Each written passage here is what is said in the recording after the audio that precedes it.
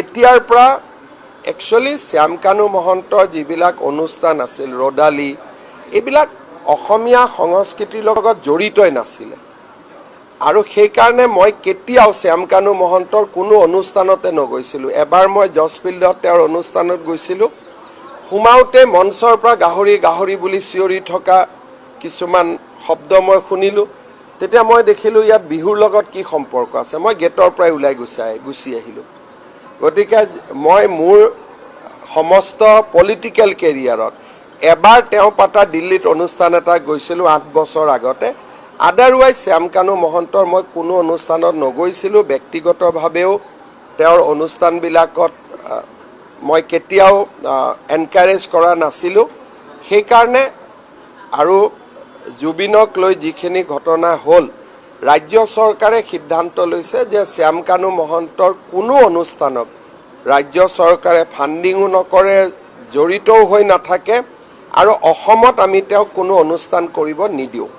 দ্বিতীয়তে ভাৰত চৰকাৰকো আমি জনাই দিছোঁ যে তেওঁক যাতে কোনো ধৰণৰ স্পন্সৰশ্বিপ বা ডিৰেক্টলি ইনডাইৰেক্টলি তেওঁক যাতে পেট্ৰনাইজ নকৰে, কাৰণ তেওঁৰ অনুষ্ঠানবিলাকে আমাৰ অসমীয়া সংস্কৃতিক প্ৰতিনিধিত্ব নকৰে।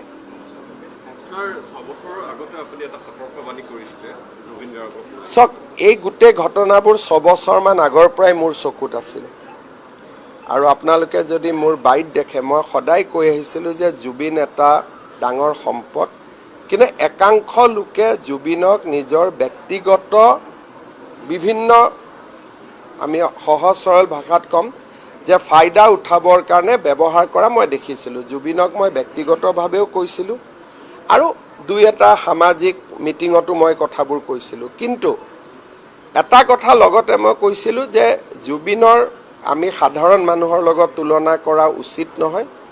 সাধাৰণতে আৰ্টিষ্ট মানুহবিলাকৰ ব্যৱহাৰ সাধাৰণ মানুহৰ দৰে নহয়।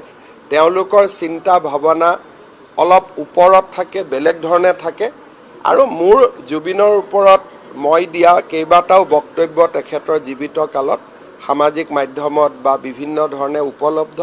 আপোনালোকে গোটেইকেইটা পঢ়িব পাব আৰু জুবিনৰ প্ৰতি মোৰ মনৰ যিটো ভাৱ আছিলে সেইটো আপোনালোকে বহুত ক্ষেত্ৰত দেখিছে। কিন্তু যিসকলৰ এটা চাৰ্কুল আছিলে সেই চাৰ্কুলটোক লৈ মোৰ যেনেকৈ আজি ৰাইজে প্ৰশ্ন তুলিছে মই 6 বছৰ আগতে সেইটো প্ৰশ্ন তুলিছিলোঁ। আৰু এটা কথা আমি কৈ থৈ দিওঁ যে যোৱা সংসদীয় ইলেকশ্যনত শ্যামকানু মহন্তৰ প্ৰত্যেকটো পোষ্ট আপোনালোকে পঢ়িব। থ্ৰ' তেওঁ নৰেন্দ্ৰ মোদী আৰু আমাক বিৰোধিতা কৰিয়ে সামাজিক মাধ্যম চলাই গৈছিলে। যোৱা MP ইলেকশ্যনৰ সময়ত তেওঁৰ যদি শ্যামকানু মহন্তৰ গোটেই পোষ্টবিলাক দেখে, তেওঁ গোটেই পোষ্টত নৰেন্দ্ৰ মোদী আৰু আমাক সমালোচনা কৰা আৰু ইলেকশ্যনত বিজেপি হাৰিব বুলি প্ৰেডিকশ্যন কৰা তেওঁৱে মেইন মানুহ আছিলে। আৰু তেওঁৰ লগত মই ব্যক্তিগতভাৱে কথাও নাপাতিছিলোঁ। মোৰ মোবাইলত অজস্ৰ মেছেজ আছে, মই তেওঁক এটা ৰিপ্লাইও নিদিছিলোঁ। গতিকে তেওঁৰ ওপৰতো মোৰ যিটো দৃষ্টিভংগী তেওঁ নিজেও জানে। মই বহুত দিন তেওঁক কৈছোঁ যে তোমাৰ যিটো তুমি কৰা এইটো উচিত নহয় আৰু অসমখনক লৈ যিটো সংস্কৃতিৰ নামত যিটো অপসংস্কৃতি সেইটো মই কেতিয়াও ছাপোৰ্ট কৰা নাছিলোঁ আৰু সেইকাৰণে শ্যামকানু মহন্তৰ লগত মোৰ বহুত বেছি সম্পৰ্ক নাছিল। কিন্তু অসমখন কিমান ডাঙৰ, ইজনে সিজনৰ লগততো ক'ৰবাত নহয় ক'ৰবাত গা খুন্দিয়াবলগীয়া হয়েই। কিন্তু শ্যামকানু মহন্তৰ ৰঙালীয়ে হওক, নৰ্থ ইষ্ট ফেষ্টিভেলে হওক, এইটোৱে অসমক প্ৰতিনিধিত্ব নকৰে। এটা কমপ্লিট